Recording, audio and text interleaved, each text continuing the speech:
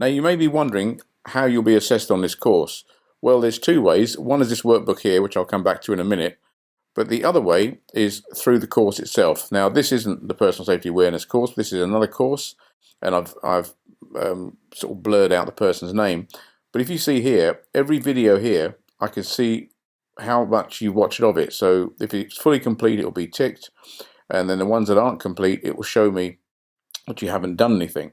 So if that was, say, 13% done, that would say 13% and so on and so forth. So we'll be tracking the back end of the actual course itself to make sure that you've actually watched all the videos. And there'll also be some little quizzes and tests at the end of each module there that you can do. So we'll see that you've done those online. And also, we want you to complete this workbook. It's pretty straightforward. We'd like you to tell us a bit about yourself and explain why you would make a good personal safety awareness trainer, whether you've got any previous past experience. And then we're going to get you to create a lesson plan, and it's dead easy. So you're going to think about people's learning styles here, and you're going to put down what the training resources would be that you would use and what you get the learner to do. And to help you do that, we put a lot of information in here about different learning styles. And there's activists, reflectors, theorists, and pragmatists. You can see they learn best from these sort of activities and learn least from those. And we've got the NLP, representational system learning styles here, visual, kinesthetic, and auditory. So if you go back to here, you've only got to look at, let's say, activist, reflector, theorist, and pragmatist. Take the information off there and put those in there.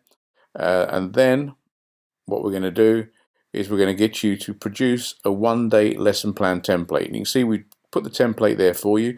Now, if you are a trainer and you're experienced, you may already be doing this. If you have your own lesson plan templates, that's absolutely fine. You can submit those as evidence. That's no problem at all. But basically, I've broken this down, and again, you can do this differently, but I've put 4 sessions in there. Session 1 from 9 o'clock to 10:30, session 2 from 10:50 to 12:30, and again, you can change the times to suit you. You're going to put your name in there, what your lesson's going to be, so it could be edge weapons awareness or personal safety awareness or whatever it is that you teach. Just date it when you've done it. You put the aim of the lesson in there, okay, and then a couple of learning outcomes in here, and then you complete this. Now, as you said, I've said there's 4 sessions in there. The next thing you're going to do is create a session plan template. So you're going to take one of these 4 sessions, all the sessions you have in your own one, and you're going to create a session plan template. And you're going to put your timings in there. So for this one here is 9 o'clock till 10:30. So you would start at 9 o'clock there, and you say, right, 9 o'clock there till, say, 9:15 would be introductions. So the content there would be introductions. Then you have 9:15 to maybe 9:30 there, or 9:45, and then 9:45 to 10:30 there. So the timings there would match those timings there. So you're taking one session and producing a session plan template for it. You would give your session a title. So this may be Introduction and Domestics and the Law, for argument's sake, or Personal Safety Awareness whilst driving. So you would put a session title, Personal Safety Awareness while driving. Don't worry about session number. The duration of your session, well, that's 1.5 hours, so that'll be 1.5 hours in there. Fairly straightforward, okay? You put your session aim in there, so what would be the aim of the first part of this session? That would go in there. And you complete that. Dead simple. Then one of your sessions needs to be a scenario, okay? It's got to contain one 15-minute scenario. So one of these here would be 15 minutes, okay? And you would put a scenario together here. Put your name, the date there, and it will be the same as your session title there, okay? So that session title would go in there. Then your scenario title could be dealing with a road rage incident, or dealing with an aggressive customer, or something like that. Whatever it is you're teaching in your personal safety thing, okay, maybe personal safety out walking. Then your learning outcomes will go in there for that one session, okay, one scenario. Then you do a brief description of the scenario. If that's not enough space for you, as you type, that will expand, so no problem there.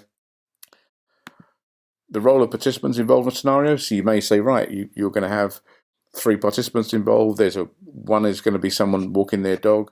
someone else comes and starts to get aggressive with them because they think their dog has made a mess when actually it hadn't. And then you may have a third party come in and de-escalate the situation or protect the person if they're going to be assaulted. What type of environment will the scenario be run in? Well, if it's the one described, it could be in a park.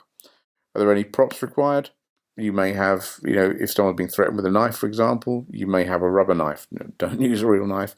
You may have a rubber knife. If it's in an office environment, you may have tables and chairs. Then a very brief risk assessment, which isn't really a risk assessment, is what specific safety points do you need to consider. And this is to do with the running of the scenario. So there might be cables on the floor that you need to think about. There could be lifted carpets, those sort of things. And then what will the participants learn from the scenario? Then any additional comments in there. Then you sign that and date that.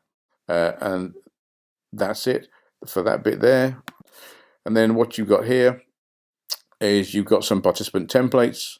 So if you're doing a scenario I had, you've got participant number 1. Their role could be dog walker, for argument's sake. Then you give a brief as to what that would be. Participant number 2 could be the aggressive man, for argument's sake. Okay.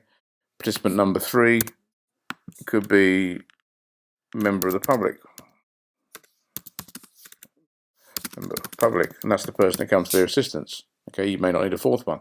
So that's how you would fill that out. And all we're doing here is getting you to demonstrate that you know how to actually set up and run a scenario, and you know how to actually design lesson plans.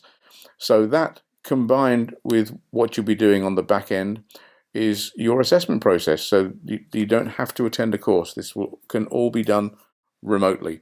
And that's why, particularly with COVID at the moment, I think this is a really good way to do it.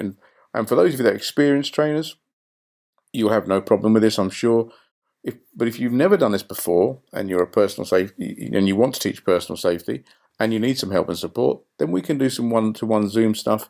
We can have some chats. We might even do a meeting together, and we can help you in whichever way you can. So the whole purpose of this is to make this accessible with people, for people. So for you yourself. So you've got the opportunity now to become a level 3 personal safety trainer and get an NFPS level 3 personal safety trainer award certificate. So I hope that helps.